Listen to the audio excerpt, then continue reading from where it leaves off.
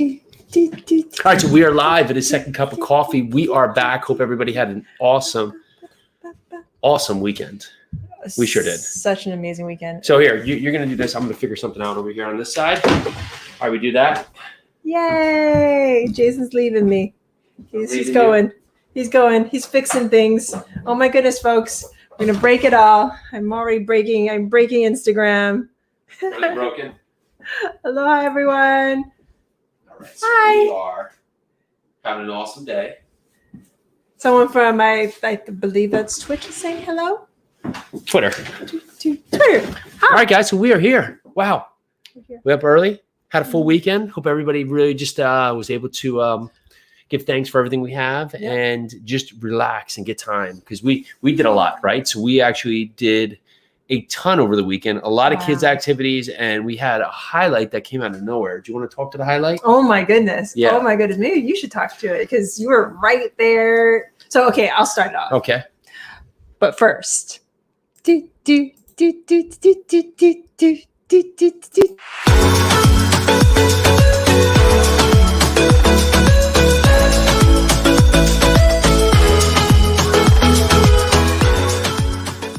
Story. All right, so since you made everybody wait, I'm going to jump in with the story. So our oldest, right, who just turned 6, he has been begging us to take this deep water test at the pool. And it's usually for the older kids or a little bit older than him. So I was kind of like, eight, I was kind of like parlaying it, saying, okay, because I mean, some of the things we had just kind of tried, the two little things. It was swim the Olympic pool the way across and also tread water for 2 minutes. Across and back. Yeah, which I don't want to tread water for 2 minutes. I know I can, but that's not something I want to do. So he's been asking me.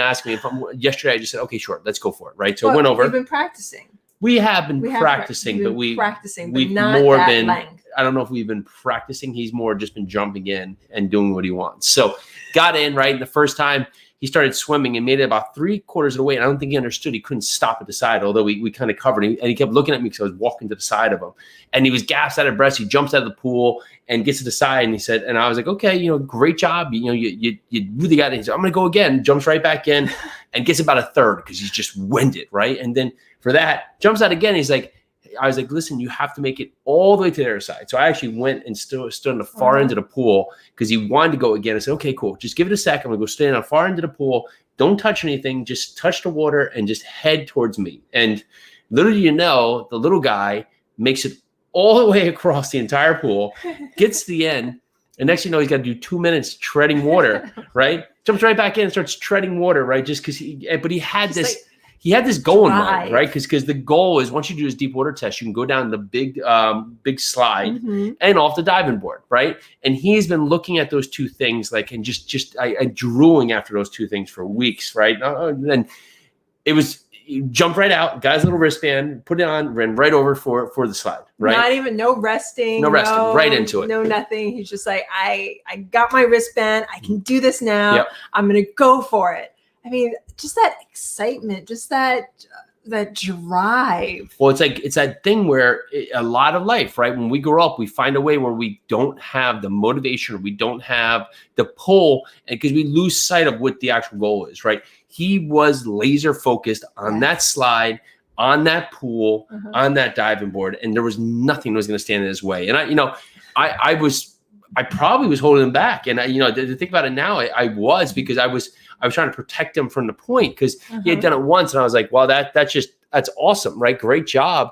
But after the fact, I said, man, okay, amazing. I'm just astounded. But where can we use that in our life? When we find something that's just such a real goal that we're going to, no matter we're tired, we're hungry, we're famished, our energy's spent, that we get up and we just go after it again, right? Because that's what we want. And you're not going to take no for an answer. You're not going to take failure as an answer. You're just going to keep on going. I mean, this little guy, and he's our little guy. He's 6 years old. Just turned 6. He just turned 6. Yeah. And he kept on going until he got it. And we gave him the tools. And like you said, both of us were just like, you're young, blah, blah, blah. How many times has somebody in your life told you that you couldn't do it because of something about you?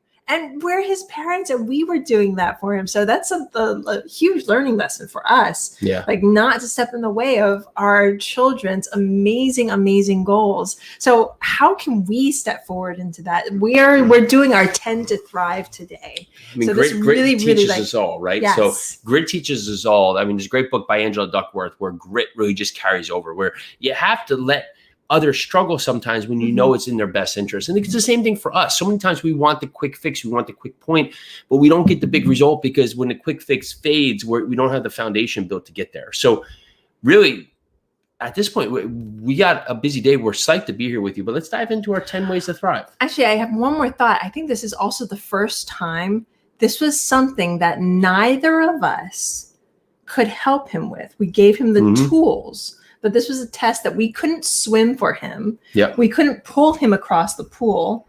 We couldn't do any of the things as parents that we want to do for our children. We just had to let him go and let him fail until he finally got it. I think that's why we are so enthused about this, because he did it himself. So we were reading a book and I actually read some of it the night before. So 2 nights ago. So Jocko Willink, a retired Navy SEAL, pretty amazing guy all around, has this book for children called The Way of the Warrior Kid.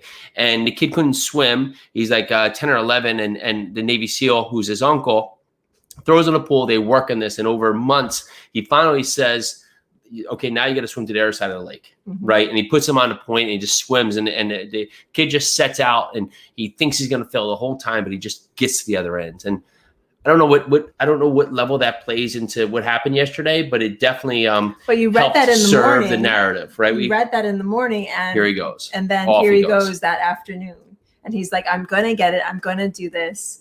And it seemed like when you were guiding him along the way, he was using it as a crutch. So automatically he was going to go to the side and touch the side, which made him fail. So when instead, like Jocko, you went to the other side, and he had that goal. He went to you, and it was amazing. Incredible. Amazing. So proud of you, Luke. Yay. So today's 10 ways to thrive. Number 1 is find a goal that's so big, that's so audacious, that you need in your life because it's so important to your life that no matter what stands in your way, the drive is going to pull you to it. My number 2, my morning routine. I have to do it no matter what. I need to either get my yoga or my run in. Today I did yoga, and then I need to meditate. I need to work on my aloha routine. It's a routine that Jason and I put together. It's in our book. So number 2 to thrive is my morning routine. Number 3 is do a brain dump the night before, so you're not wasting all the time thinking, using all your energy to have the night go where you have all these ideas or thoughts or to-dos on get it all down in paper so the next day you can start going after them, not thinking, what do I have to do today? Number 4, time blocking. And this is key, especially right now. I've had all these conversations with mamas across the nation, really across the world. All parents are sending their children back into schools for the most part. Some are all virtual, but no matter what, we are navigating this different concept, this different world of schooling. So time blocking has become key right now. So my time block schedule for us and for our children is definitely this is number 4, right? Definitely number 4. Number 5, don't wait. Generally, everything is always moving. The earth is moving right now as we go. Everything is moving, and there can be no waiting on your side.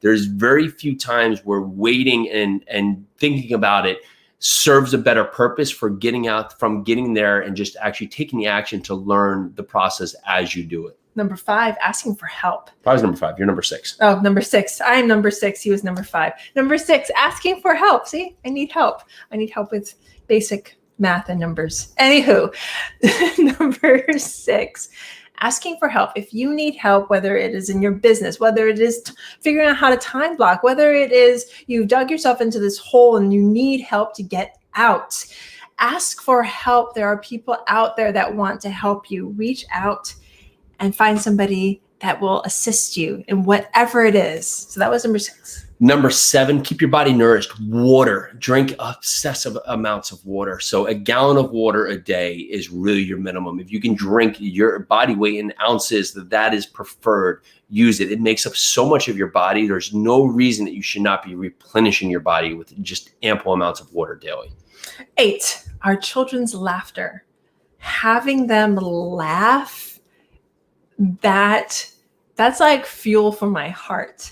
They're giggling, their smile, like Luke making it across the pool, making the 2-minute treading water, and his face just lighting up afterwards when he got his wristband and he could just go on all the things, like he could do all the things.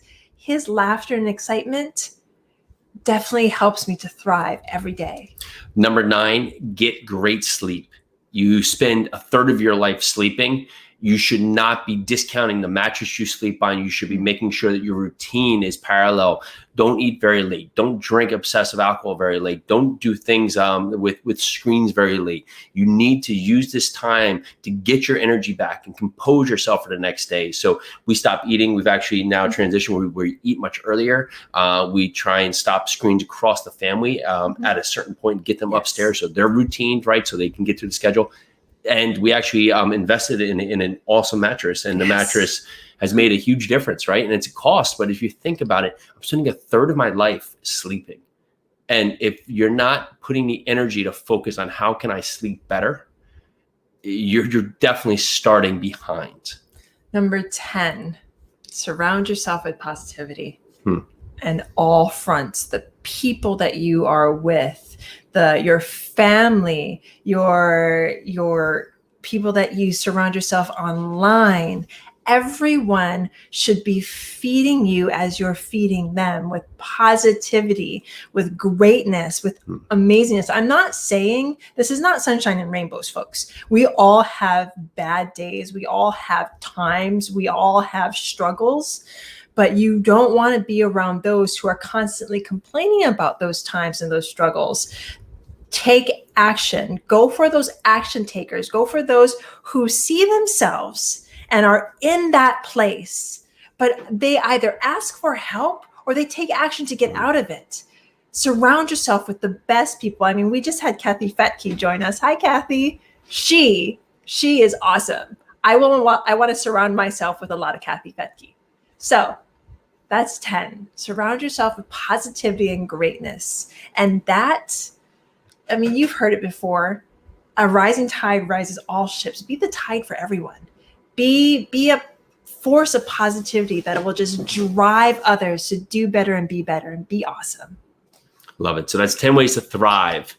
Happy Tuesday. We will see you back tomorrow. Got lots going on today. Lots going on. All right. So let's take this to the next level. We'll see you tomorrow. Thank you again so much. Awesome. And